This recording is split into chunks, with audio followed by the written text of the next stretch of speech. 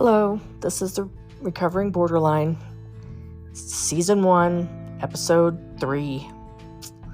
I thought I'd start out today with exactly what the American Psychiatric Association says about borderline personalities. How they, the DSM-V TR is basically the Bible for diagnosing all psychiatric diagnosis, from personality disorders to,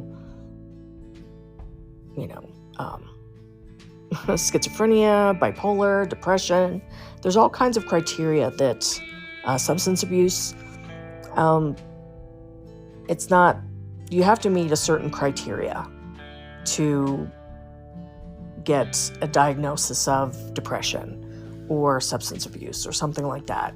So for personality disorders, for the borderline, according to the DSM-5, it's not coming out of my butt. This is it is a known book that, if you try to argue with, if you try to be a pain in the ass borderline about it and go, well, who are they? Well, there are about 1,000 some odd psychiatrists and neurologists and people who have gone to school more than you, who, I'm not saying they don't know more about your disorder, but they know about. They've done a lot of research, and they've talked to a lot of us, and we've given them a lot of insight. So, going forward, this is what it says. To meet the criteria for borderline personality disorder, 5 of 9 symptoms must be present. And I'll go into it. They must be present in multiple contexts and cause significant suffering or impairment in relationships and overall functioning. The 9 criteria of borderline personality include: number 1, frantic efforts to avoid real or imagined abandonment. 2, a pattern of unstable and intense interpersonal relationships characterized by alternating between extremes of idealization and devaluation. 3, identity disturbance, marked and persistently unstable self-image or sense of self. 4, impulsivity in at least 2 potentially self-damaging areas, such as excess spending when you have no money, sex, substance abuse, reckless driving, binge eating. Those are just some of the few. Doesn't mean it's all inclusive. Number 5, recurrent suicidal behavior, gestures, or threats, or self-mutilating behavior. Number 6, affective instability due to a marked reactivity of mood, such as intense episodic dysphoria, irritability, or anxiety, usually lasting a few hours and rarely more than a few days. Chronic feelings of emptiness. That's number 7. Number 8, inappropriate, intense anger or difficulty controlling anger, such as frequent displays of temper, constant anger, recurrent physical fights. And number 9, transient stress-related paranoid ideation or severe dissociative symptoms. Now, I found this, and this is a very interesting website that I found. It's called neurodivergentinsights.com by Dr. Neff. And she has put up this very interesting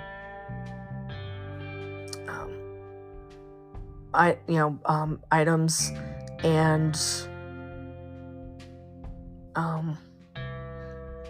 let me say, items and writings taken straight out of the DSM-5, she states. And she talks about the different criterias in depth. So she mentions, and it's very nice because I'm a visual learner and I like to read. So basically, for me, the to go over this issue, my mental diagnosis, is that when I was in my 20s, I worked night shift. I was a nurse, and I had to work night shift, and I was not a night shift person. There are people out there who work nights, who love it, who can sleep during the day, and I'm just not one of them. I mean, I can stay up till like 12 o'clock, but it is a stretch. Even at a party or whatever, I'm like, I gotta go home. Anyway, so number 1, frantic efforts to avoid real or imagined abandonment. Yeah, my parents were, my dad was an internationally known physician, and my mother went with him to Europe. They went a lot for his to go to conferences and stuff, and also they had friends that would come visit, and they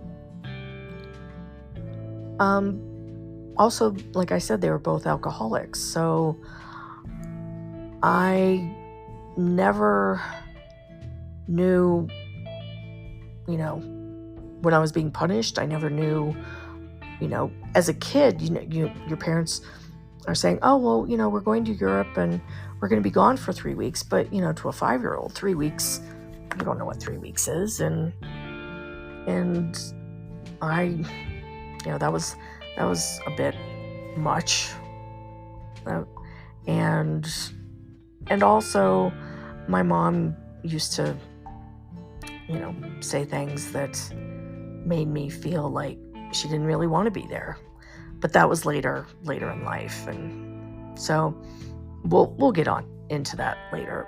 So yeah, I felt abandoned. So there's and also in my relationships, when I would just be frantic whether it was a friendship or a intimate relationship, if somebody didn't call me when they said they were going to, or didn't show up when they said that, I'd become like frantic, not like, oh my gosh, are they dead on the side of the road, but or, that, like that kind of thing. And, if they didn't text or whatever. And, but I've gotten over that. That's why I'm recovering. But I just want to say this. I was talking with my shrink today, and he was saying that, he can tell a patient who has, borderline, hey, you can get through this if you really want to. But basically, we're going to look at somebody who's not a border and go, you know what? Fuck off. Really? Are you kidding me? Yeah. But the crux of why I had to change, or not I had to, is I needed to change because, you know what? It wasn't working for me anymore. Trying to end my life was not working. Waking up in the hospital after a couple of days of taking pills and having people stand over me and going, we're so glad you're here, and then after you're medically stable, you gotta go to the Huskow. You gotta go in to inpatient, and that's the worst.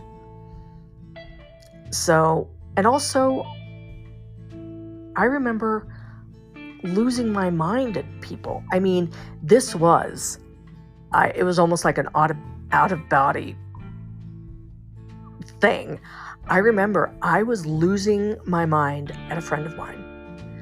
I was yelling and screaming, and I was amazed because I'm not somebody who just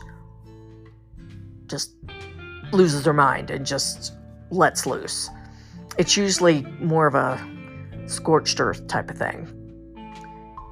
And I could see him looking at me with his eyes really wide and like just going, I was like mind reading, going, I bet he's going, oh my God, what? This woman, this person has just lost their mind. And basically I had. But anyway, he was a friend of mine, and it wasn't an intimate relationship, but I just remember him looking at me going, oh my God, I can't wait to get out of here. She's like, she has lost her mind. And then, but after you lose people's friendships because they either don't want to deal with you anymore, they're just like, you know what, this is old. You know what, you're 30-something, you're 40-something. I haven't done it in my 50s, which I'm very glad, but it's, as a boarder, you can change. It sucks, but you have to trust your shrink, your therapist. And if you're not clicking with them, you can go to a different therapist. I'm not saying job hop, therapist hop. But you know if something's not going right. Borderlines have, we're not complete narcissists. We're not, antisocial in the sense that we think we're constantly right and all that kind of stuff. But, I suggest as a boarder that starting from number one, that if you admit that people leave you because you're Klingon, you're dependent, I suggest read Codependent No More by Beatty. It's amazing. So I thought I'd maybe just leave it at here right now. And what we'll do is the next episode, we'll go over the second criteria, a pattern of unstable and intense interpersonal relationships characterized by alternating between extremes of idealization and devaluation. So hopefully you'll like this. Give me some feedback. And if you're a mental health provider, be patient.